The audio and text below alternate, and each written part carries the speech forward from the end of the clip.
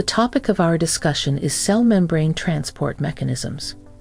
We have talked about the cell membrane in a previous video, so you have an idea that its function is to protect the cell from the outside environment and to give a cell its structure.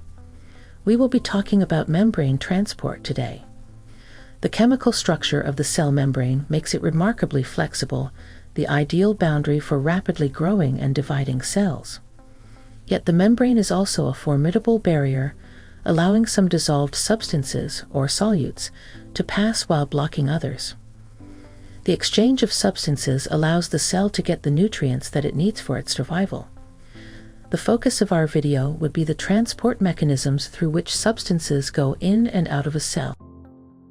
Just like a human being needs food and nutrients for its survival, all the cells in the body must be supplied with essential substances like nutrients, water, electrolytes, etc. Cells also must get rid of many unwanted substances like waste materials, carbon dioxide, etc. The cells achieve these using transport mechanisms across the cell membrane. We have talked about the structure and composition of the cell membrane. As it is a semi-permeable structure, it is well suited for the transport of substances in and out of the cell. Lipids and proteins of cell membrane play an important role in the transport of various substances between extracellular fluid and intracellular fluid. How does this cellular exchange take place? The cellular exchange of substances occurs through three means: cell junctions, transport mechanisms such as passive and active transport. A cell can exchange substances through the transport mechanisms as well as through junctions between the adjacent cells. In other words, cell junction is the connection between the neighboring cells or the contact between the cell and the extracellular matrix. It is also called membrane junction. Cell junctions are classified into three types: occluding junctions, communicating junctions, and anchoring junctions. Occluding junctions. These types of junctions prevent the exchange of intercellular substances, which is why they are called occluding. Junctions known as tight junctions fall in the category of occluding junctions. As the name indicates, these are tight junctions and prevent the passage of large molecules. You may have heard about the blood-brain barrier. Blood-brain barrier. Tight junction in the brain capillaries forms the blood-brain barrier, which prevents the entrance of many substances from capillary blood into brain tissues.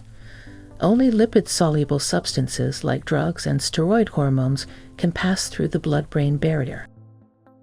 Now let's talk about the communicating junctions. Cell junctions that permit the intercellular exchange of substances are called communicating junctions. That means these junctions permit the movement of ions and molecules from one cell to another cell.